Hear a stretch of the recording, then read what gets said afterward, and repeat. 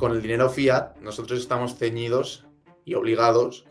a unas reglas opacas que controla el servidor, el administrador, que es el banco central de turno. Cuando utilizamos Bitcoin, nosotros tenemos en nuestra casa, de manera abierta, esas reglas de ese sistema al que podemos conectar nuestras carteras y empezar a operar bajo una red descentralizada. Con que exista un nodo solo, sigue existiendo Bitcoin, sigue existiendo la blockchain, sigue existiendo la lógica para que Bitcoin pueda seguir funcionando. Existe esta tendencia a que los productos en el mercado sean valorados o sean requeridos por los clientes o por los proveedores cuando son escasos, cuando no se pueden conseguir con facilidad. Y pre-Bitcoin no se conseguía esto con Internet. Que hemos introducido dentro del mundo informático la única característica que pensábamos previamente a Bitcoin que correspondía únicamente a las materias primas naturales. Por lo tanto, eso es muy relevante porque hemos creado una materia prima digital gracias a Bitcoin y solo lo podemos hacer gracias a la energía. Hay una cosa que es independiente a la violencia que puedan ejercer ciertos estados frente a sus poblaciones, que es la habilidad técnica, la tecnología y sobre todo la capacidad que tiene la gente y el ser humano de sobrevivir y salir hacia adelante. La energía que acumula Bitcoin, la prueba de trabajo, es lo que sujeta todo. Y en mi opinión es la base del sistema y sin ese gasto de energía Bitcoin no podría funcionar y Bitcoin no podría existir.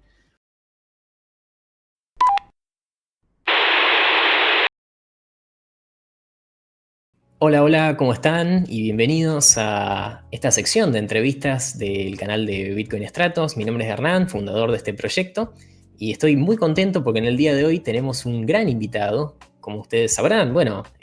siempre traemos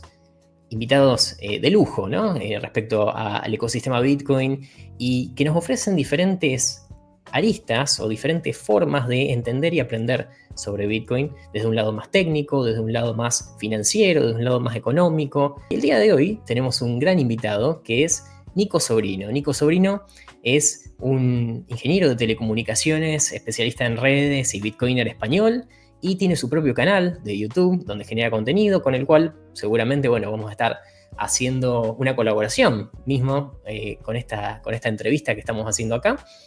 Sube contenido también en X, hace muy buenos posts, así que recomiendo que lo sigan. Y también escribe artículos, tiene su propia sección de artículos donde habla un poco de, bueno, redes, cómo Bitcoin se podría utilizar como tecnología de defensa, bueno, muchísimos temas que les vamos a ir tocando a través de esta entrevista. Y bueno, quiero darle la bienvenida y no robarle más tiempo. El señor Nico Sobrino. ¿Cómo estás, Nico? Bienvenido. Muy bien, Hernán, encantado de estar aquí contigo y muy agradecido por tus buenas palabras y motivado este año para seguir divulgando, subiendo contenido y creciendo cada vez un poco más en el mundillo de Bitcoin y hacerlo juntos. Siempre arrancamos con estas entrevistas preguntando al invitado, ¿cómo llegaste a Bitcoin? ¿Qué fue lo que te motivó para tomar esa píldora naranja, como le decimos? Sí, pues como comentábamos un poquito antes, fuera de cámaras, yo creo que mi camino de introducción fue bastante similar al que suele tener la mayoría de gente, que es simplemente ver un activo que es muy volátil, que sube mucho y baja de mucho de precio y se decide involucrar de cierta manera para ver si puede ganar algún dinerillo rápido con esos ahorros que lleva acumulando toda la adolescencia. Y poco a poco, ya con las semanas, con los meses, viéndolo un poco por encima, sin prestar ningún tipo de atención mínimamente seria o estudio técnico importante, me pilló todo el bull market, creo que fue de 2021, y claro, todo iba para arriba. Entonces no te centras en lo importante que es realmente entender toda la causa de Bitcoin y su razón de ser, su técnica, cómo funciona, lo que puede suponer, sino que estás plenamente centrado en el precio, la volatilidad y a lo que le prestan atención los principiantes y la gente que tiene ese único interés de entrar al sector para ganar dinero ya. Y luego cuando vino el bear market, hay dos tipos de personas que son las que se salen totalmente horrorizadas y dicen que Bitcoin es una estafa y que han perdido dinero en Bitcoin. Y luego están aquellos, como me ocurrió a mí, que se involucraron de lleno y yo quería entender realmente qué es lo que había detrás y cómo funcionaba todo eso, porque existía, ya tenía ciertas nociones técnicas y las defendía, incluso podía intuir que tenía cierto sentido y había cierta necesidad para que Bitcoin existiese. Veía ese sentido de tener un activo neutral, un activo que no fuese emitido por ningún gobierno, que su propiedad no dependiese de autoridades, pero no tenía la noción tan profunda que fui adquiriendo con los años, que coincidieron también con mi momento de empezar a involucrarme en un conocimiento más técnico de teleco y de la ingeniería, y iban casando cada vez mejor lo que yo pretendía entender que era Bitcoin y el conocimiento superficial que tenía, con cada vez entender más en profundidad las redes, entender más en profundidad la tecnología informática y a la vez entender mucho mejor realmente qué significaba minar, cómo es el proceso literal técnico de minar, cómo es el proceso de generar un hash, cómo es el proceso que realizan todos los nodos para verificar transacciones, qué significa realmente una red donde no hay un administrador, solo hay clientes y todos los clientes tienen la misma potestad, independientemente del dinero que tengas. Entonces, ese tipo de conclusiones, ese tipo de clics que iba haciendo mi cabeza durante esos últimos 2 o 3 años, cada vez eran semanales, y estaba cada vez más sorprendido con lo que empezó siendo una apuesta y algo totalmente especulativo, que acabó siendo en algo que le acabé dedicando tiempo todos los días de mi vida, y cada día era más fuerte el decir, es que esto no tiene fin, no tiene fallo, no estoy encontrando la manera en la que esto no puede funcionar. Y eso, en cierto sentido, también para la gente que es curiosa y que le gusta la tecnología, es un poco adictivo y te engancha, y acabó siendo Bitcoin algo muy, muy, muy importante porque no le veía ese punto de fallo. Y ya cuando acabé la carrera, cuando empecé a ver un poco cómo enfocar, pues eso, el trabajo que venía después y demás, si iba a hacer un máster o algo, estaba ya en un momento donde, no sé si se puede decir hipermaximalista, pero había entendido de lo que iba al completo, había entendido las cuestiones fundamentales de por qué Bitcoin es absolutamente distinto a todo el resto de criptomonedas, por qué lo cripto no es lo importante, por qué Bitcoin es muy, muy importante, por qué lo cambia absolutamente todo. Entonces, una vez tienes las respuestas no memorizadas, sino concluidas por tu cuenta tras un análisis exhaustivo, y no estás repitiendo lo que oyes en YouTube o lo que oyes por internet, sino que has llegado a las conclusiones y has verificado que es cierto aquello que se dice, es cuando, por lo menos en mi caso, no podía no intentar hacer algo con ese conocimiento, con esas conclusiones propias, y encontré pues empezar a divulgar la manera más fácil y más cómoda de simplemente lanzarme un poco al ecosistema de Bitcoin, a lanzar mis ideas, a conocer a gente, como es el gran caso de hoy. Y ese es un poco mi camino de unos 4 o 5 años, de empezar simplemente por especulación y ver un poco, hacer el tonto, entre comillas, como chaval, a entenderlo como sistema informático indestructible y uno de los protocolos, ciencias y tecnologías y técnicas más importantes del siglo, que en mi opinión lo va a cambiar todo. Buenísimo, buenísimo la explicación de cómo te fuiste metiendo de a poco, y hasta dónde llegaste y hasta dónde vas a llegar también en esa investigación, porque es un proceso continuo, ¿no? Cada vez que uno va incorporando, se va metiendo en el rabbit hole, como le dicen. Mira, yo acá tengo, en la remera tengo un conejo también, que está ahí Está perfecto. rodeando un logo de Bitcoin, y es parte de eso, ¿no? Es cuando uno ingresa a este ecosistema. Me pasó a mí también, ¿no? De entrar por un lado especulativo, por un lado de inversión, por un lado de hacer plata, ¿no? Querer ganar plata o hacerme millonario, con esa ambición ilógica, totalmente irracional. Y después uno entiende, si es que no quedó fuera del mercado por un bear market, porque mucha gente, así como entra rápido, también se va rápido, y después termina acusando al ecosistema de que es una estafa y demás, cuando en realidad ha tomado más las decisiones esa persona. Bueno, en fin, ¿no? Y cuando uno empieza un poquito a investigar de qué se trata todo esto, termina aprendiendo de que hay mucho más, ¿no? Por fuera de la parte de mirar los números, mirar los precios, a ver si sube, si baja la monedita o lo que sea, hay una parte tecnológica y educativa que no tiene límites, como decís vos, ¿no? Es algo, y es algo también, como repetías, inevitable, ¿no? Que uno lo ve como dice, tengo que aprender sobre esto porque realmente al principio a uno le cuesta entender, pero cada vez se hace más difícil encontrarle fallos o puntos de ataque donde efectivamente se le puede hacer un daño a la red. Cada vez se vuelve mucho más robusta, ¿no? Y sobre esto va la segunda pregunta que te quiero hacer respecto a la arquitectura de la red de Bitcoin y cómo entendés vos que, qué es lo que le da la fortaleza que realmente tiene la red de Bitcoin en cuanto a su construcción, en cuanto a los nodos, en cuanto también a bueno, la utilización de Internet, que Andrés Antonopoulos escribió un libro que se llama The Internet of Money. Y bueno, ¿qué hay detrás de todo esto, de este protocolo que permite justamente que las personas puedan transaccionar de manera libre, sin intermediarios a nivel internacional y de alguna manera con una robustez o solidez de red muy grande, ¿no?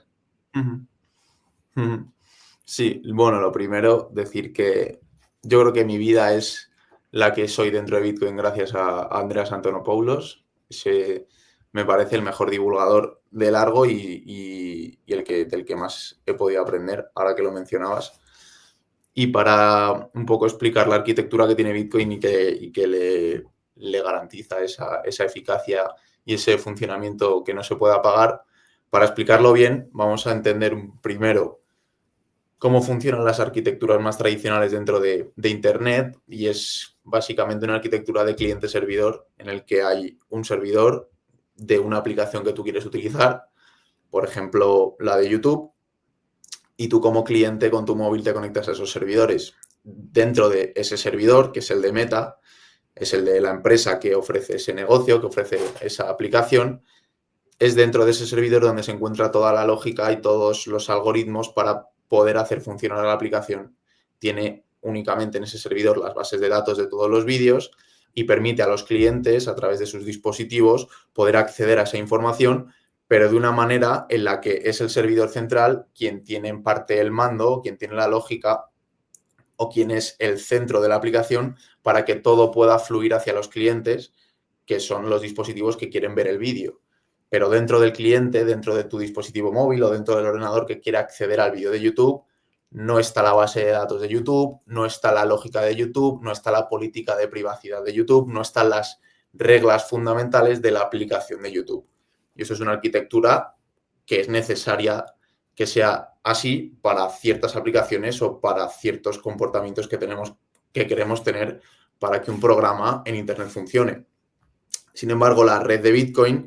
funciona únicamente con clientes, es decir, no hay servidores, no hay administradores y todos los usuarios de la red o todos los nodos de la red son clientes. Esto significa que no existe una jerarquía, no existe nadie que tenga unas normas distintas dentro de la red y todos funcionan por igual. Por lo tanto, cuando una persona se descarga la aplicación de Bitcoin, lo que está haciendo es como si se descargase la aplicación principal, en el caso de YouTube, si quisiera utilizarlo. Es una aplicación que tiene un código abierto del cual todo el mundo puede observar y del cual todo el mundo puede sacar las conclusiones de qué puede hacer esa aplicación, porque son normas y reglas que se pueden entender y se pueden ver, y cualquier persona que quiera se las puede descargar en un pequeño servidor y ya ese cliente de Bitcoin se va replicando a lo largo del planeta. Porque cuando esa aplicación se descarga dentro de un pequeño servidor que puede tener cualquier persona en su casa, se conecta a otros nodos y lo que empieza a ocurrir es que existe o se crea una red de clientes descentralizada. Es decir, no está la lógica del servidor administrador en un único punto, sino que se encuentra distribuida en todos los usuarios y clientes del planeta. Y esto supone que de cierta manera fortaleces la red porque amplificas los puntos de fallo que existe dentro de la red descentralizada. Porque si en el caso de YouTube caen los servidores de Meta, que están únicamente localizados en un punto, aunque ahora mismo hay un montón de redundancia en esas empresas y tienen cierta seguridad, Pero para que Bitcoin caiga desde ese punto de vista, no, o sea, con que exista un nodo solo, sigue existiendo Bitcoin, sigue existiendo la blockchain, sigue existiendo la lógica para que Bitcoin pueda seguir funcionando. Y cada vez hay más gente que corre ese servidor como cliente, porque no solo eso amplifica el poder de Bitcoin como red y como arquitectura, sino que también le ofrece al usuario la posibilidad de utilizar bajo sus propias reglas, que son las que se ha descargado de manera libre y de manera abierta del código de Bitcoin, poder tener las normas de un sistema monetario neutral en su casa. Eso es una innovación absoluta. Es decir, con el dinero fiat nosotros estamos ceñidos y obligados a unas reglas opacas que controla el servidor, el administrador, que es el banco central de turno. Cuando utilizamos Bitcoin, nosotros tenemos en nuestra casa, de manera abierta, esas reglas de ese sistema al que podemos conectar nuestras carteras y empezar a operar bajo una red descentralizada de clientes, sin jerarquía y totalmente controlada por nosotros, porque somos quienes somos dueños de la aplicación, de las wallets, de las claves. Entonces ese es el poder que ofrece Bitcoin, tanto el estar tan repartido por todo el mundo que no lo puedes apagar, como la posibilidad de ofrecer algo incensurable y algo libre y algo propio a los usuarios, donde no hay una jerarquía y esa falta de jerarquía es la que protege la igualdad de todos los usuarios dentro de la red para que nadie pueda imponer sus normas. Todo esto está protegido, toda esta arquitectura está protegida por criptografía de clave pública, que es la que mantiene la mayoría de sistemas en Internet y que no se puede romper.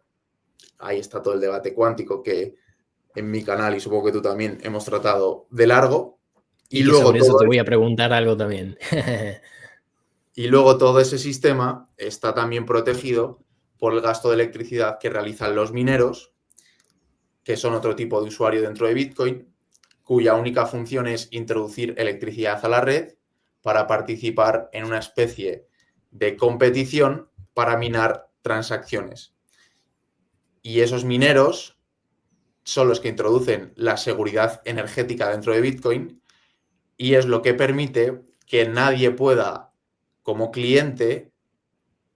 hacer trampas dentro del sistema sin gastar la energía suficiente, porque también, como hemos descentralizado de una manera tan grande, tanto los nodos como la energía, como la electricidad, exige o es muy costoso poder hacer trampas dentro del sistema. Por lo tanto, Bitcoin ofrece esa arquitectura solo de clientes sin administradores, súper descentralizada, protegida por criptografía y protegida por energía real, que es electricidad. Eso está muy, muy bueno el approach ese de entender que justamente la tecnología no se puede hacer fake en ese sentido y no se puede generar energía de la misma manera que se puede imprimir un billete, por ejemplo, ¿no? O se puede generar dinero con tanta facilidad como, ni hablar del caso de las CBDCs, ¿no? Que de las monedas digitales de bancos centrales que básicamente es una persona tecleando un número en una computadora y dice cuánto hay de suministro global de una moneda, ¿no? Que eso es terrible pensarlo de esa manera, ¿no? Con esa facilidad así con la que pueden crear dinero, también se destruye el dinero, ¿no? O se deprecia en el tiempo, o bueno, todas las consecuencias económicas y sociales, ¿no? que conocemos. Pero me gusta mucho el enfoque ese de respecto de la energía. ¿Qué rol ves vos en Bitcoin respecto a la utilización de energía y cuál es la importancia que vos le das a la minería de prueba de trabajo o este algoritmo de prueba de trabajo que le da tanta importancia o tanta fortaleza a la red de Bitcoin? Pues mira, esto lo he debatido un montón por Twitter y también hablé muy efusivamente con mi gran amigo Salva, buen bitcoiner madrileño, en los meetups de Madrid. Y para mí, Bitcoin solo es valioso es decir, la energía que acumula Bitcoin, la prueba de trabajo, es lo que sujeta todo. Y en mi opinión es la base del sistema. Y sin ese gasto de energía, Bitcoin no podría funcionar y Bitcoin no podría existir. Y lo primero que quiero dividirlo en dos partes esta explicación, y lo primero es entender lo que supone este gasto de energía, porque al final cuando tenemos internet, lo que tenemos son datos, información, archivos dentro de máquinas, que son móviles, ordenadores, que se mueven a través de routers, a través de switches, y esos archivos y esos datos son súper cómodos porque los podemos transportar a la velocidad de la luz, los podemos convertir en una imagen y poder ver una imagen que me acaban de mandar, pues tú desde Argentina, y al final el hecho de que exista internet y el hecho de que existan archivos, de que existan datos y de que existan bits, nos facilita un montón la vida en el sentido de que podemos enviar información de manera instantánea en cualquier momento y a cualquier parte del mundo, y podemos tratar esa información y podemos crear aplicaciones que mejoran muchísimo la vida, eso está claro, y es lo que ha traído Internet. Pero existe un problema fundamental con Internet y con esos archivos, con esos datos y con esos bits, que no son escasos, no tienen esa característica de ser limitados o esa característica de escasez como para poder crear un producto nativo dentro de ese mundo de los datos, dentro de ese mundo de los bits, un producto que solo exista dentro de Internet, porque ese producto se podría copiar ilimitadamente y por lo tanto no podría ser algo valioso que la gente pudiese querer. Y sí que existe esta tendencia a que los productos en el mercado sean valorados o sean requeridos por los clientes o por los proveedores cuando son escasos, cuando no se pueden conseguir con facilidad. Y pre-Bitcoin no se conseguía esto con Internet. Siempre se podía duplicar la información que existía sobre algo de una base de datos, y es el ejemplo del dinero actual, que se puede emitir más simplemente cambiando información en una base de datos, pero eso está protegido en parte por la confianza que nosotros le entregamos como ciudadanos a esos bancos centrales. Y en algunos casos está más controlado, como puede ser Europa y Estados Unidos, y en otros casos, como previamente en Argentina, tú lo sabrás mejor, donde no está tan controlado y es directamente una pérdida para la población que ahorra en ese bit que no está controlado por energía, sino por confianza de los bancos centrales y sus bases de datos. Lo que hace Bitcoin por primera vez es generar 21 millones de archivos, muy, muy por encima, y no siendo esa la realidad técnica real, pero ofrece un sistema informático que solo existe en forma de bit, que solo existe en Internet, que solo puede existir ahí dentro, y que limita la cantidad de archivos, de datos y de bits que existen en ese sistema por primera vez. Es decir, encontramos la escasez digital. Y en ese momento, cuando juntamos la capacidad que tienen los datos y los bits de viajar a la velocidad de la luz, de estar siempre disponibles, de no poder borrarse con facilidad y de simplemente de tener esa rapidez, cuando introducimos esa característica de escasez, podemos estar creando algo bastante, bastante relevante, porque hemos introducido dentro del mundo informático la única característica que pensábamos previamente a Bitcoin, que correspondía únicamente a las materias primas naturales, a las materias primas físicas, a las materias primas del mundo físico. Por lo tanto, eso es muy, muy relevante porque hemos creado una materia prima digital gracias a Bitcoin y solo lo podemos hacer gracias a la energía. Aparte de eso, es que la energía entendida como electricidad o la energía en forma de electricidad es la única o el único producto, la única sustancia que no se puede inventar, que no se puede crear de la nada. Cuando tú tienes una prueba de participación, un proof of stake, en cierto sentido, el sistema se valida o el sistema se protege en quien acumule más criptomonedas dentro de ese sistema, puede validar más bloques y, por lo tanto, si hace el mal se le va a quitar esas criptomonedas, pero esas criptomonedas, en cierto sentido, luego puede aumentar el supply en función de los fundadores. Es algo que no tiene tanta independencia o que es dependiente de, a lo mejor, un grupo de fundadores o ciertas personas que sí que pueden tener el control de ese sistema. Cuando tú tienes una prueba de trabajo, lo único que respalda ese sistema no es la opinión de la gente, porque da igual lo que opine la gente sobre Bitcoin, no es la opinión de un administrador o de unos fundadores porque no existen, porque Bitcoin no es una empresa, es simplemente la energía, y la energía no da a opinión a nadie, es decir, la energía es independiente de todo el mundo, la energía simplemente cuesta trabajo crearla. Y cuando tú introduces eso, es lo que te da o te permite ese valor, porque cuando aparece un atacante, cuando aparece alguien que quiere de repente romper ese sistema técnicamente, tiene que jugar con las mismas reglas que tú. Tiene que acumular más energía, esa energía que cuesta trabajo, y superar a toda la red que sí que quiere hacer el bien para poder gastar una transacción 2 veces, por ejemplo. Y encima mantener esa energía a lo largo del tiempo. Y esa energía, esa electricidad, no hay ninguna manera de inventársela. No hay ninguna manera de decirle al sistema que estoy trabajando, que quiero hacer cosas, que quiero meter transacciones, sin que yo esté constantemente pedaleando una bici, por ejemplo, o haciendo correr un motor, o metiendo una turbina debajo de una cascada. Y al final me voy a cansar, al final voy a parar, porque me estoy quemando, porque estoy gastando energía. Y en el momento en el que pare, mi ataque deja de funcionar. Y actualmente la red de Bitcoin no la puedes tumbar precisamente por eso, porque ha acumulado tanta energía, tanta electricidad, y la electricidad cuesta tanto producirla, que no hay ni siquiera una entidad enorme como por ejemplo el gobierno de Estados Unidos, el gobierno de China,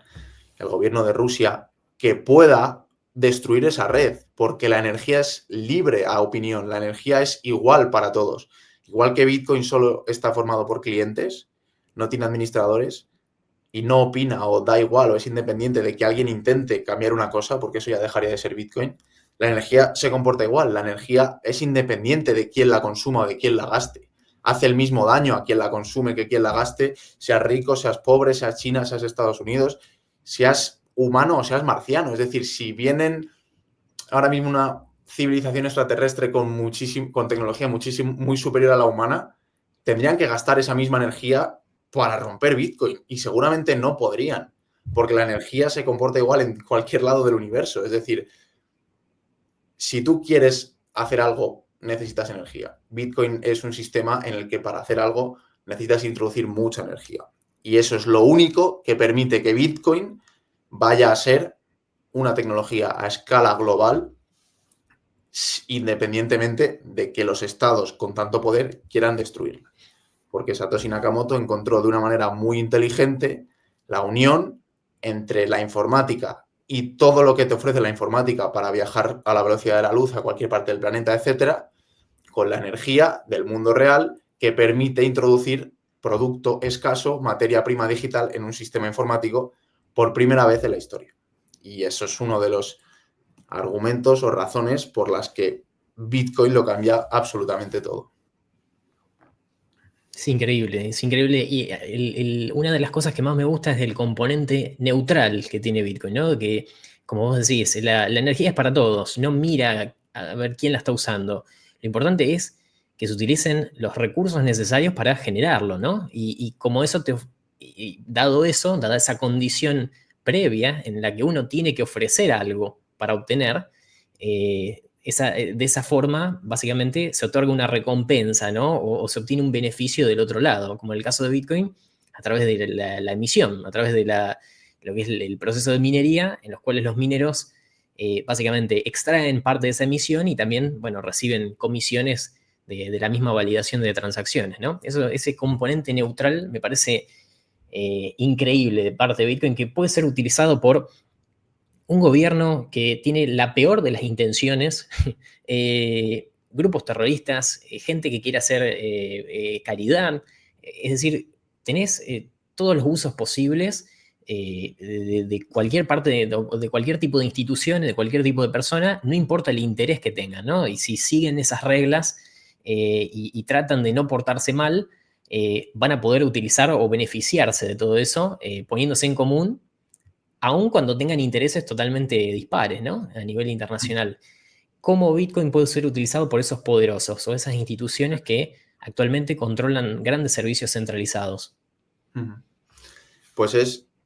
simplemente aplicando la misma lógica que aplica Bitcoin en su capa principal, que es la primera blockchain, la capa 1, y es que dice,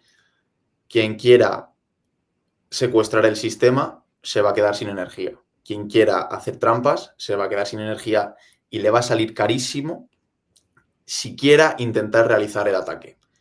Y bajo esa premisa, Bitcoin se extrapola a cualquier cosa. Es decir, yo tengo un sistema de transacciones, que es la blockchain de Bitcoin. En ese sistema de transacciones, los usuarios y los clientes están intercambiando monedas dentro de ese sistema. Y existen unos mineros, que son simplemente máquinas que van realizando cálculos, que de alguna manera verifican o aseguran que esas transacciones no se puedan gastar dos veces, o esas transacciones no se puedan robar, o esas transacciones desaparezcan, o esas transacciones no se lleven a cabo. Los mineros tienen el incentivo de poder, es decir, si los mineros hacen un buen trabajo verificando de manera correcta las transacciones, y eso lo verifican todos los nodos descentralizados de la red de Bitcoin paga a los mineros con nueva emisión y con comisiones. Es decir, el propio algoritmo, el propio protocolo, el propio software te paga, te da un incentivo por protegerlo. Es decir, Bitcoin compra seguridad constantemente y cada 10 minutos paga a alguien aleatoriamente o a alguien que resuelve ese problema. Claro, hay un montón de gente, hay casi, pues no sé cuánto hash rate hay en la red, pero muchísimo. Todo ese hash rate son personas, son mineros, son máquinas, no son personas, son máquinas que están gastando energía, electricidad, todas a la vez compitiendo para intentar recibir lo que la red de Bitcoin les quiere pagar, que son nuevas emisiones. Y todas esas máquinas son el equipo bueno. Todas esas máquinas son a las que se tiene que enfrentar alguien que quiera dañar el sistema. Y lo tiene que hacer compitiendo, lo tiene que hacer gastando electricidad. Una electricidad que es súper costosa de generar, que tienes que tener una infraestructura muy grande y que te está constantemente costando dinero para competir. Y no solo tienes que superar en un momento dado toda esa energía que todos los mineros están aportando al sistema, sino que tienes que mantenerlo. Por lo tanto, si China, Estados Unidos o cualquier gobierno intenta destruir la red de Bitcoin, en un día, en 2 días, en una semana, se han gastado miles de millones de euros, o de dólares, o de Bitcoin, en términos de vatios en energía. Y es una ruina. Es decir, mantener un ataque de una semana a la red de Bitcoin, intentar hacer un 51% para cualquier estado o entidad hoy en día, hay un muro tan grande enfrente de Bitcoin protegiéndolo, que intentar saltarlo y seguir saltándolo y saltarlo constantemente, al final te acabas rompiendo y al final acabas quebrando. Y eso es lo que lo mantiene protegido en su capa 1. Ahora, si los estados empiezan a entender Bitcoin como ese territorio donde depositar energía para poder acceder o para poder proteger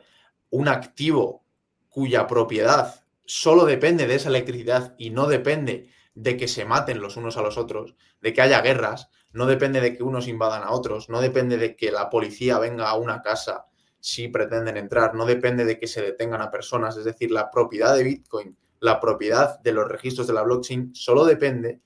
de una electricidad que se está gastando. No depende de que haya una autoridad imponiendo unas reglas que dice que esta propiedad privada tiene estos límites. Entonces, cuanto más hash rate, cuanta más energía tenga depositada un estado dentro de esa cadena principal, le va a convenir más tener adquisición o tener parte de ese hash rate en esa red neutral a la que cualquier estado del mundo puede empezar a aportar esa energía para poder acaparar más de esa propiedad, que por primera vez en la historia y únicamente es neutral y no depende de la violencia física, sino que depende del poder eléctrico. Bajo esa premisa, conviene a todos los estados empezar a quizás ganar parte de terreno en forma de guerra o en forma de acumular energía en esta red descentralizada, donde por primera vez tenemos registros de propiedad que no dependen de esa violencia, y que quien más posea o quien más mano tenga o quien más hash rate acumule dentro de esta red, quizás más, no capacidad, pero sí va a tener más Bitcoin y sí va a poder tener más la capacidad de aprovecharse de lo que te ofrece Bitcoin, que es un activo que tú no puedes inflar, es un activo que viaja a la velocidad de la luz, es un activo que liquida instantáneamente y es un activo que escala sin parar. Pero esto es simplemente un punto de vista que, en cuanto a cómo se pueden comportar los estados, puede ser o no. Pero hay otros aspectos dentro de Bitcoin y de cómo escala que se introducen ya más en soluciones de ciberseguridad, que donde yo extrapolo toda la información del libro Software y de Lorry, que me parece mucho más interesante que esto, que es cuando nosotros construimos, por ejemplo, Lightning, creamos un sistema de pagos instantáneos sin comisión o con muy baja comisión, sobre todo si tenemos canales abiertos, dentro de Internet y de esa manera podemos enviar satoshis o fracciones muy, muy, muy pequeñas de Bitcoin a cualquier parte del mundo e incluso podemos introducir una wallet dentro de una web. Ahora, cuando nosotros tenemos información crítica dentro de Internet, por ejemplo, tenemos una base de datos con información que es súper valiosa y que queremos proteger, actualmente existe una industria entera millonaria y una industria súper interesante y que está creciendo mucho, que es la industria de la ciberseguridad. Y lo que hace esta industria, en parte, es proteger este tipo de sistemas, proteger la información que existe dentro de Internet, que tienen las personas, que tienen las entidades, que consideran muy valiosas y que no quieren que alguien dentro de Internet pueda acceder a ella. Pero esas bases de datos, esa información,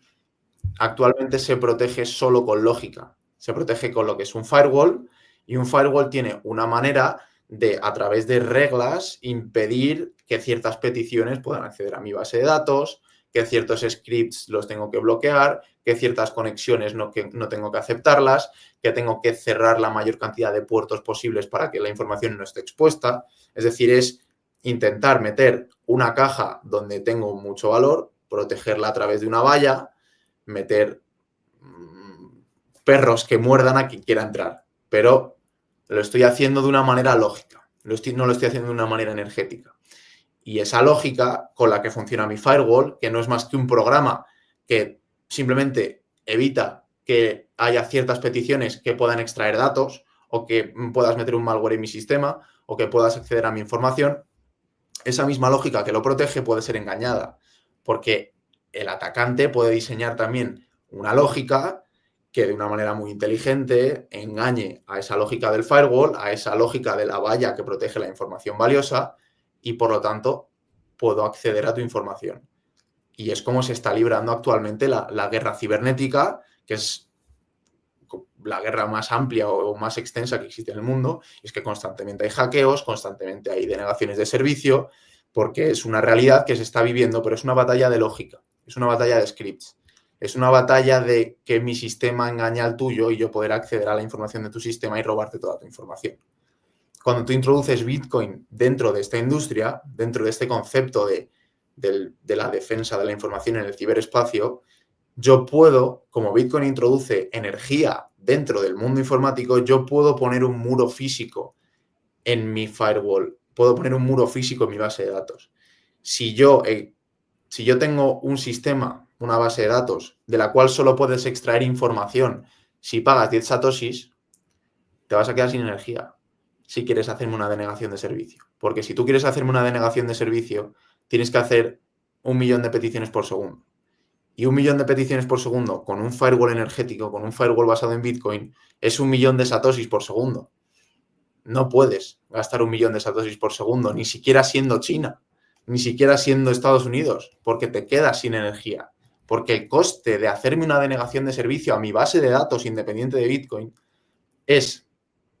tan cara, es tan alto el coste que tienes que asumir para atacar mi sistema que no lo vas a asumir, lo vas a dejar tranquilo porque te vas a quedar sin satoshis, te vas a quedar sin Bitcoin. Entonces también ahí entra en parte un poco otra conclusión que he sacado yo aparte de Lorry, y es que quizás también desde ese punto de vista conviene mucho a los estados acumular Bitcoin porque quizás sea la única manera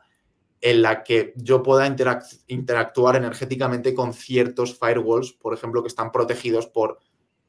100 bitcoins para interactuar con este sistema. Pues el estado que más bitcoin tenga, más podrá acaparar para poder interaccionar o para poder intentar atacar esos sistemas, esas bases de datos, etc. Y esto no solo protege de una manera mucho más eficiente muchas bases de datos o muchos sistemas que están detrás de un firewall, sino que también puedes eliminar el spam, porque el spam es un gran problema cuando no supone ningún coste enviar 1.000.000 de correos por segundo. Pero si yo tengo un muro en el que pongo que para que tú me envíes un correo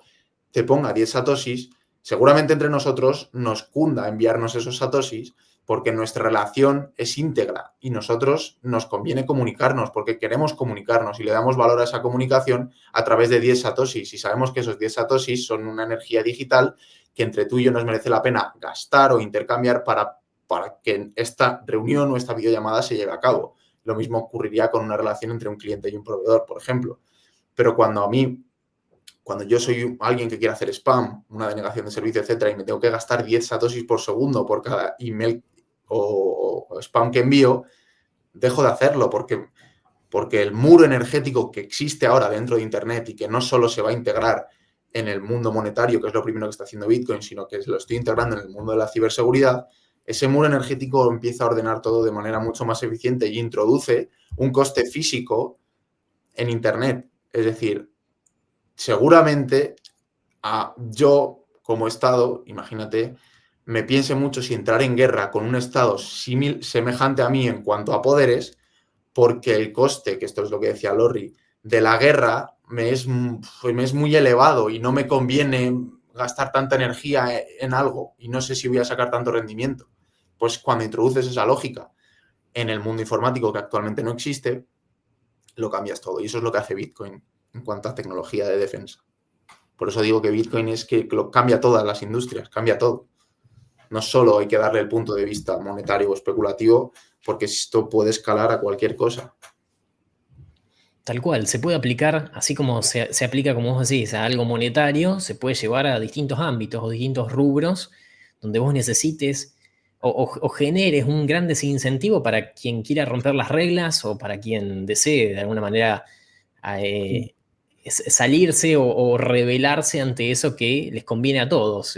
¿no? De esa manera. Y siempre volvemos a lo mismo, al tema energético, el pilar clave de la necesidad de energía y lo que cuesta conseguir eso para que cuando alguien me pida gastar eso, yo diga, lo piense dos veces, ¿no? Y no pueda hacer un ataque, como vos decís, de manera tan simple y sí, el desincentivo que sea tan grande que no me permita accionar o que me genere una barrera como este firewall tan grande que haga que, bueno, que el desincentivo sea enorme. Y sobre eso, bueno, el tema que vos nombraste, ciberseguridad, me parece súper importante también nombrar que vos hablás de lo que es computación cuántica. Hay mucha gente que está yo creo que ha resurgido un poco últimamente el debate de la computación cuántica, si puede afectar o no a la red de Bitcoin y qué daños podría hacer dentro de 5 años, 10 años, 15 años, lo que sea, en el futuro. Que creo que ya se ha hablado sobre este tema en otras ocasiones, en años anteriores, o Bitcoin tiene 17 años andando, pero yo creo que a veces resurgen determinados temas que pueden llegar a incomodar o generar una psicosis que muchas veces por desinformación se promueve en gran medida, ¿no? ¿Qué opinas respecto a los riesgos que podría tener la red de Bitcoin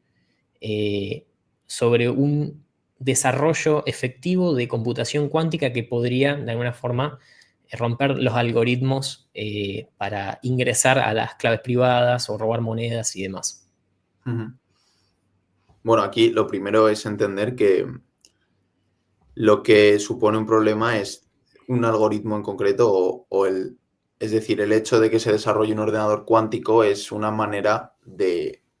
crear lógica distinta de los ordenadores clásicos. Y eso permite,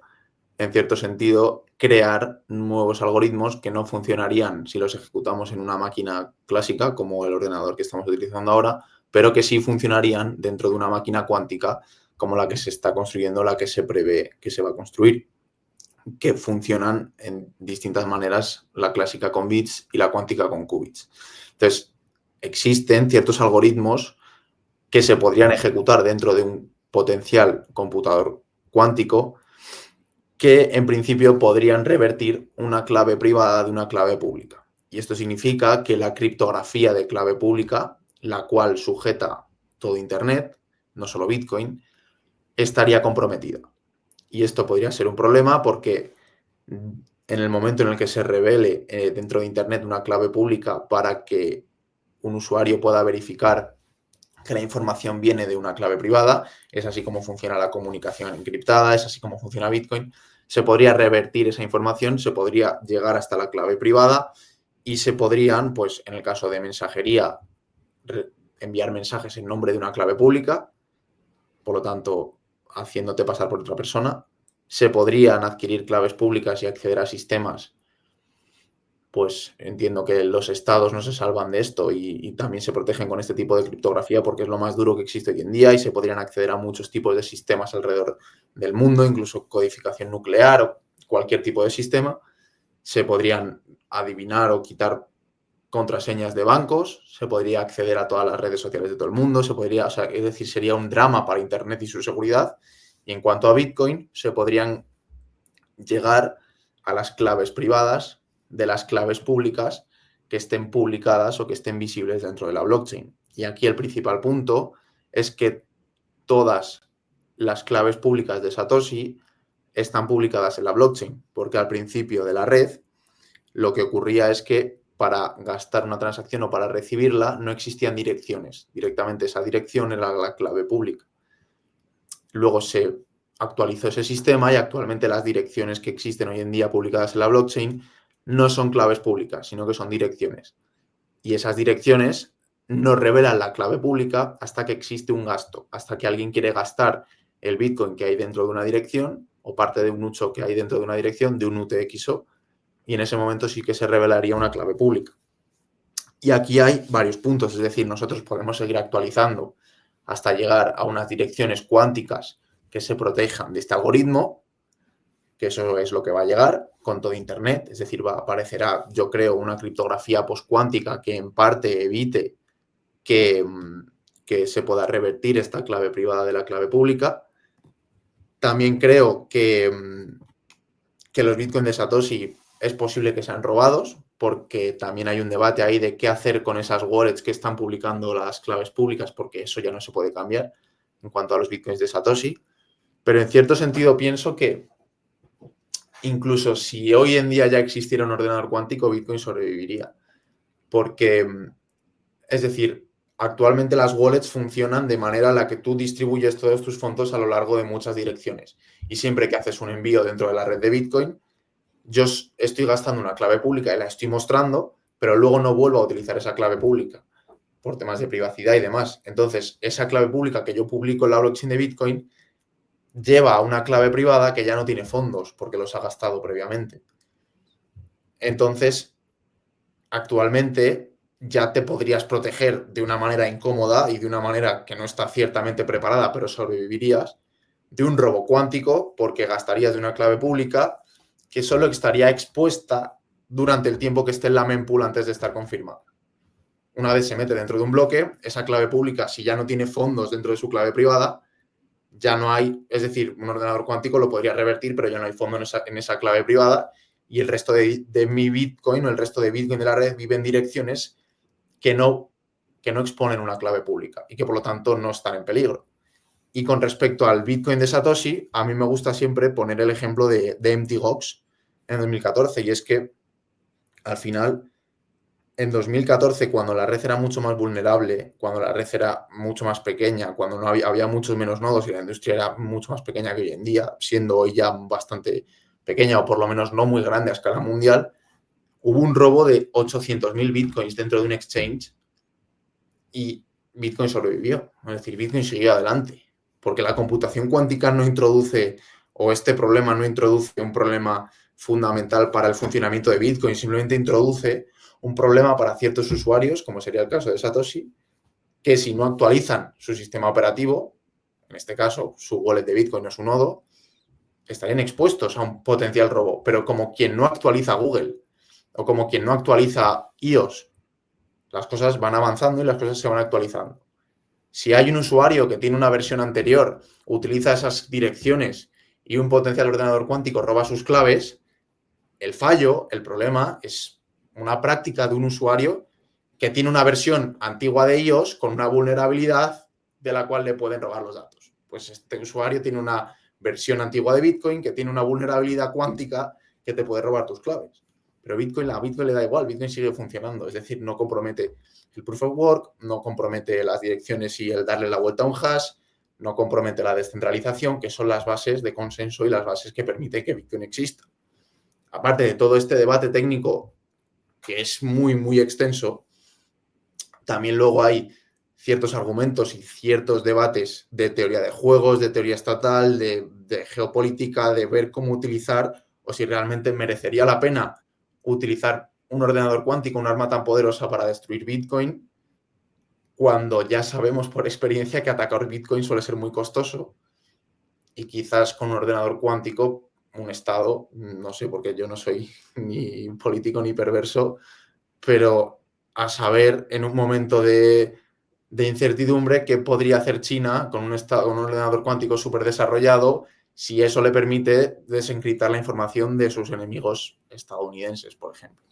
Pues ahí también hay un debate muy grande en cuanto a la teoría de juegos y toma de decisiones de si conviene revelar la posesión de un ordenador cuántico atacando Bitcoin cuando seguramente no lo destruyas, aunque sí pueda robar fondos, o si conviene más a utilizarlo para la guerra. Entonces es un tema súper amplio que creo que tiene mucho trasfondo, pero que no me preocupa porque creo que ya, incluso hoy en día, de manera no precisa, pero Bitcoin se podría proteger y los usuarios con ciertas buenas prácticas se podrían proteger. Y en el momento dado en el que supuestamente en 20, 15 años llegue este momento donde sí que es más estable el ordenador cuántico y puede trabajar con más eficiencia, podríamos llegar o desarrollar una actualización, como se actualizan siempre los sistemas en Internet, para protegernos de esa amenaza.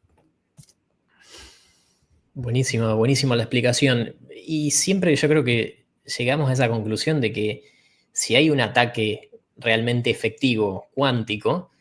lo primero que se van a romper son otros sistemas mucho más vulnerables, sistemas bancarios, por ejemplo, que controlan el dinero de la gente y que vemos nosotros día a día, no sé en el caso de España, pero en Argentina vemos cómo atacan básicamente, no solo por ingeniería social, sino por la vulnerabilidad que tiene el mismo software de los sistemas bancarios de la gente, ¿no? Las cuentas de banco, cómo le roban las tarjetas y cómo clonan de alguna manera tarjetas, porque el sistema es muy endeble en alguna medida. Me estaba riendo porque el otro día me había enterado de que el Banco Santander antiguamente te hacía ingresar básicamente con una, lo que sería el ID o el DNI que tenemos en Argentina, el número de documento, después la contraseña y después el usuario. Es decir, estaban invertidos el usuario y contraseña. En los sistemas normalmente, cuando uno quiere hacer un login, ingresa usuario y luego contraseña. Y eso después anunciaron, al mismo banco anunció que modificaron eso, quitaron el DNI y dieron vuelta como si fuera una novedad y una mejora en la seguridad. Y realmente a mí, bueno, me daba me daba risa y mitad vergüenza, porque digo, realmente podrían dedicarse a solucionar cosas realmente mucho más importantes que básicamente ellos están custodiando en todo caso el dinero de la gente, ¿no? Y que esas vulnerabilidades que tienen o esas fallas enormes dentro de los sistemas hacen que, bueno, traigan un montón de problemas y eso sería claramente destruido de manera anterior que lo que es la red de Bitcoin, sin lugar a dudas, ¿no? Y respecto a lo que es, que me quedó pendiente de algo que vos dijiste también, de la utilización de Bitcoin por parte de los estados y cómo le conviene a los estados sí empezar a posicionarse para ganar terreno sobre la adquisición de Bitcoin o de la manera que sea. Eso sería como un lado o una cara de la moneda, pero la contracara yo veo también que los mismos estados o grandes instituciones de poder a nivel mundial, sabiendo de la importancia de Bitcoin en el mundo, tratan de evitar justamente que su población o que determinada parte de un territorio utilice Bitcoin o utilice estas herramientas. Vemos el caso también de protestas ahora, no sé si has visto en televisión el caso de Irán respecto a cortes de Internet. De alguna manera, esto es generalizado, ¿no? Uno puede cortar, no puede pagar Bitcoin en sí, pero podría de alguna manera generar desde un gobierno una restricción para el acceso a la conectividad que indirectamente me termina afectando a Bitcoin, ¿no? ¿Crees que bueno, este tema se basa en lo que es resistencia a la censura de Bitcoin? ¿Crees que existen alternativas confiables o que se pueden armar, siendo especialista en redes, sistemas complementarios o alternativos a Internet, como por ejemplo pueden ser redes mesh, o algún otro tipo de canal en el cual yo pueda saltear esa internet para de alguna forma enviar una transacción o facilitar un proceso si ocurre algún tipo de problemas como censura o prohibiciones o restricciones estatales? Mm. Bueno, aquí también hay que valorar el hecho de que a lo mejor de 170 países que hay en el mundo aproximadamente, seguramente haya 10, 5, los que sean dictaduras absolutas y que tengan tan controlada la población y tengan un poder tan grande que en cierto sentido compliquen mucho a la gente no solo el uso de Internet y por tanto Bitcoin, sino el hecho de vivir, el hecho de existir en ese territorio, como puede ser algunos casos que hemos mencionado. Y bajo ese punto de vista, la gente no solo tiene que hacer maravillas, magia o buscarse la vida para utilizar Internet, sino para comer, sino para poder salir a la calle, sino para poder sobrevivir. Y no por ello la comida es algo problemático o algo que se pueda censurar. Es un problema de una fuerza monopolística estatal que impone una violencia y una dictadura sobre una población y esa población tiene que buscarse la manera que pueda para sobrevivir. Y el problema no es el hecho de que la gente se tenga que vestir, el problema es de que hay un Estado que impone unas reglas tan violentas y ejerce esa violencia de una manera tan fuerte que la gente se las tiene que ingeniar mucho para poder vestirse, pero necesita poder seguir vistiéndose y necesita poder siguiendo acceder a Internet. Y existen mecanismos considerados clandestinos para los que se apropian del poder, como serían los dictadores, pero para mí legítimos para quienes son la población que intenta sobrevivir. Y desde ese punto de vista, pues vemos como mucha gente, pues a través de contrabando, puede utilizar Internet, puede hacer llamadas, a través de introducir poco a poco tecnología de manera sutil y a través de VPNs, pues a lo mejor alguien en Corea del Norte puede acceder al YouTube europeo, pero eso ya es un tipo de supervivencia que tienen que llevar a cabo ciertas personas que están bajo estos regímenes. Ahora, esto no es un problema que afecte a Bitcoin, esto es un problema de esas sociedades y de esos ciudadanos que han tenido la maldita suerte, la maldita mala suerte de estar involucrados en esa situación. Sin embargo, como Internet y los ordenadores y las máquinas funcionan tan eficientemente y tú puedes conseguir electricidad casi en cualquier punto del planeta hoy en día, sí que existen métodos para que, por ejemplo, una persona que está en un régimen en el que su moneda no vale nada, en el que seguramente si tuviese una propiedad se la extraerían, en el que está sometida a mucha violencia, si tiene cierta, tanto valentía como capacidad técnica para intentar montar eso de alguna manera, simplemente puede acceder a poseer Bitcoin si tiene una clave privada que solo tiene que o memorizarla o apuntar en un papel 12, 24 palabras o 256 bits. Eso ya es una posibilidad nueva que se le ofrece a todo el planeta para poder ahorrar. Si la necesidad de tener un Estado que sea eficiente en términos monetarios, como por ejemplo en algunos casos en Latinoamérica, o incluso bajo el control de un Estado tan violento que intenta o está siempre intentando controlar a la población. Se le ofrece o se le empieza a ofrecer esa posibilidad de salir adelante. Y, por ejemplo, se me ocurre a través de un Starlink, el Internet puede estar muy controlado, pero una persona puede, si tiene un enchufe, tener un Starlink y ese Starlink no va a una torre de comunicación del país, no va a la red del país que controla Internet, va a un satélite en el espacio que está constantemente orbitando la Tierra y que te ofrece salida libre a Internet. El problema va a ser meter el Starlink en Irán. El problema va a ser meter el móvil, aunque ya hay, o meter el producto, la tecnología que te permite hacerlo. Pero cuando la metes de manera legítima protegiéndote, existen las herramientas para que Bitcoin, Internet, siga funcionando. Y esto es constante desarrollo. Y el proyecto que estás desarrollando tú, por ejemplo, también es a largo plazo, o si se desarrolla o si van saliendo nuevas versiones, ese tipo de tecnología que se necesitan, ya no solo en a lo mejor sociedades donde la gente está esclavizada, entre comillas, y no puede utilizar Internet libremente, sino incluso en desiertos o en lugares donde no existe conexión o donde la posibilidad de acceder a Internet es tan remota tener esas maneras técnicas offline de participar en Bitcoin, y en cierto momento, cuando se dé la posibilidad técnica y se facilite el entorno para enviar esa transacción a Internet, que se ejecute. Porque al final, firmar una transacción en Bitcoin, como hemos comentado antes, es simplemente realizar una firma con la clave privada, la clave pública, y eso lo puede hacer una aplicación como Sparrow sin tener una conexión a Internet. Tú puedes, de cierta manera, en una VPN o programar automáticamente que cuando pases por cierto sitio que tenga una salida a Internet, esa transacción se ejecute. Es decir, cosas que se me están ocurriendo de manera rápida, pero hay una cosa que es independiente a la violencia que puedan ejercer ciertos estados frente a sus poblaciones, que es la habilidad técnica, la tecnología y sobre todo la capacidad que tiene la gente y el ser humano de sobrevivir y salir hacia adelante. Y si Bitcoin ofrece la posibilidad a cualquier persona del mundo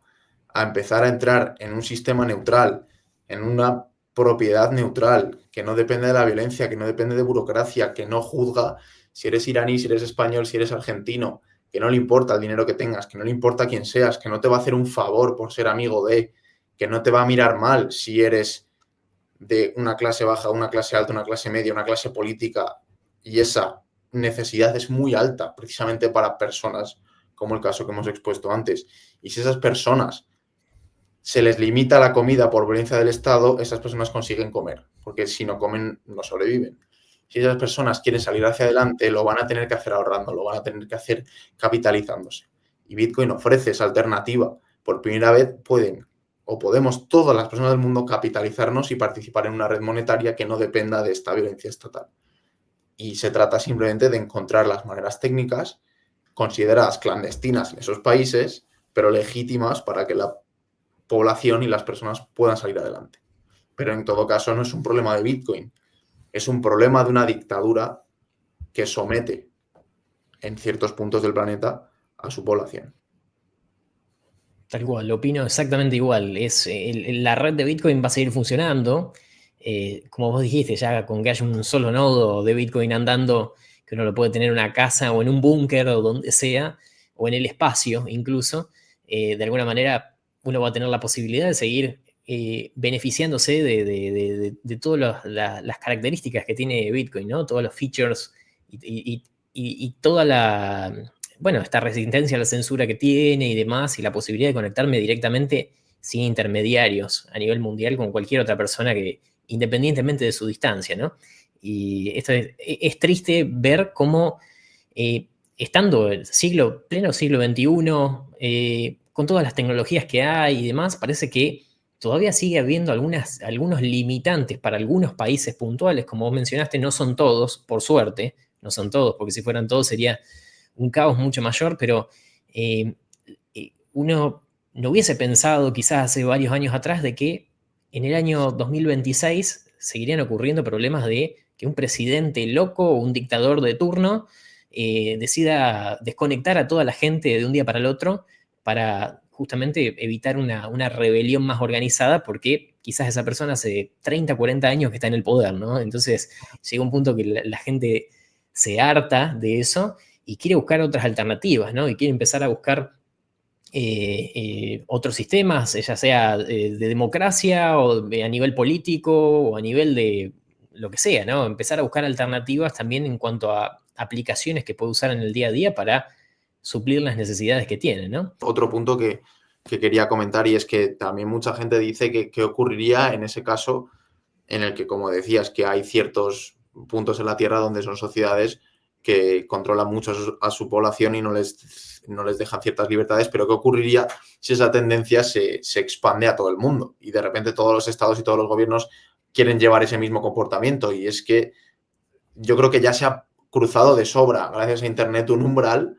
y gracias a la industria, gracias al comercio, gracias a la comunicación y a la libertad que se nos ha dado durante el siglo XX y siglo XXI, en el que ese umbral ya no se puede volver atrás. Es decir, queremos que todas las ideas de la psicología desaparezcan y que se impongan la que los estados dicen.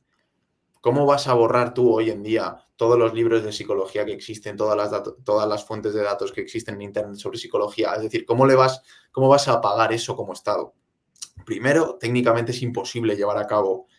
ese apagón de infraestructura que ya está funcionando, que a muchas empresas le da un montón de beneficio, que la gente ya funciona de manera automática, que los servicios, que la industria, que la tecnología, que las empresas más grandes funcionan gracias a esa tecnología, no puedes de repente, aun por muy poderoso que seas o por muchas alianzas que tengas, llevar ya a apagarlo. La fricción y sobre todo la resistencia que te vas a encontrar es enorme. Esto se da en ciertos puntos localizados de países que por ciertas circunstancias son excepciones de dictaduras que siguen vivas hoy en día, que a lo mejor es cuestión de tiempo que la libertad llegue a esos países, pero ya no se puede volver atrás con respecto a, no, venga, vamos a intentar que toda la sociedad se olvide de lo que son las ideas del liberalismo o se olviden de que son las ideas de Bitcoin. Venga, no lo puedes hacer, porque ya técnicamente es inviable. Y aparte de eso, sería una rebelión por parte de los estados de volver a ser monarcas absolutos o de volver a ser los reyes de absolutamente todo contra una población que está muchísimo más educada y muchísimo más preparada para considerar o juzgar que no puedes hacer eso porque no es legítimo como Estado y existen unas instituciones y unas herramientas que ya hoy en día limitan esa capacidad de los estados de poder volver atrás y querer apagar Internet o Bitcoin, donde tanto a nivel técnico como a nivel social, me parece prácticamente imposible que eso pueda ocurrir y solo son sitios excepcionales en el mal sentido donde estas cosas pueden ocurrir. Esa es la buena noticia, que no, que está tan globalizado, está tan y que cada vez más fácil de acceder, cada vez más alternativas para acceder a estas soluciones, a Bitcoin y a distintas formas de conectividad que por más de que un gobierno de turno se ponga en modo malo o se ponga en modo dictador, queriendo de alguna forma censurar a la gente y queriendo generar un daño, bueno, con el caso de Nostr también, ¿no? A veces ha pasado con sistemas centralizados o en plataformas centralizadas, como son las redes sociales, como en el caso de X y demás. Hemos visto el caso de Brasil, el caso de Venezuela también, recientemente con la captura de Maduro y demás. Ahora aparentemente volvió lo que es la red social, pero las personas en el mientras tanto muchas veces se quedan en un limbo, ¿no? O no pueden acceder a esas soluciones que en el resto del mundo ya están funcionando y que toda la gente de ese país ve que el resto del mundo tiene esa solución y dice, ¿cómo yo no puedo también tener esa misma solución? Yo quiero acceder a eso, ¿no? Entonces, ¿cómo uno sí y el otro no? Siendo que conectándome a Internet debería poder acceder a todo, ¿no? Y el caso de Nostr también me parece un protocolo fascinante por el lado de la solución resistente a la censura y descentralizada de generar posibilidades de redes sociales, ¿no? Y enviar mensajes que tiene obviamente otra faceta diferente a lo que es Bitcoin, pero ha sido creado también por un Bitcoiner, así que va todo por ese lado. Me encantaría quedarme haciéndote miles de preguntas más, pero ya vamos como 1:10 más o menos de entrevista y bueno, siempre le hago esta pregunta final a los invitados respecto a qué es lo que más te gusta de Bitcoin y qué es lo que vos considerás clave para enseñarle a una persona como primera medida que está ingresando en este ecosistema. Pues es una buena pregunta. Estoy, la verdad, ahora muy, muy sorprendido, interesado también porque es el aspecto más reciente que he podido descubrir o investigar ahora y es todo el tema que hemos hablado antes de la ciberseguridad, de cómo Bitcoin puede empezar a integrarse dentro de sus sistemas y empezar a proteger a entidades digitales de una forma mucho más efectiva, pero también sobre todo el hecho de que Bitcoin es capital digital, Bitcoin es propiedad digital, Bitcoin es energía digital, Bitcoin es escasez digital y Bitcoin es un software y es un protocolo. Es una biblioteca cuando tú desarrollas código, tú puedes importar la biblioteca de Bitcoin y tienes acceso a una clave privada, a una API que te conecte con un nodo, por ejemplo, y eso permite que cualquier software pueda poseer dinero. Es decir, tú puedes crear una inteligencia artificial que no es más que software, que no es más que una entidad digital que en cierto sentido parece que está pensando o que está dando respuestas, que es capaz de comunicarse y de razonar en cierto sentido gracias a los LLMs, tú puedes darle acceso a ese software, a la gestión de una clave privada y que ese software posea dinero. Y tú puedes programar una inteligencia artificial para que posea esa clave privada y le mandas un Bitcoin, por ejemplo, y que con ese Bitcoin se gestione ella sola para sobrevivir, en el sentido de que pague por su almacenamiento, pague por su electricidad y ofrezca un servicio, pues por ejemplo, una inteligencia artificial que entrega información de funciones matemáticas o de conocimiento matemático. Entonces tú le preguntas a un chat, por ejemplo, que te explique una ley, te lo explica y tienes que pagar 10 satoshis. Pues de repente ese software, esa inteligencia artificial, de repente es una entidad independiente que es capaz de pensar en cierto sentido por sí misma, pero no solo eso, sino que posee capital, posee dinero, puede pagar a proveedores por su consumo eléctrico para entregar las respuestas que entrega como servicio, por su almacenamiento en un servidor, y puede encima ahorrar o recibir pagos por su trabajo.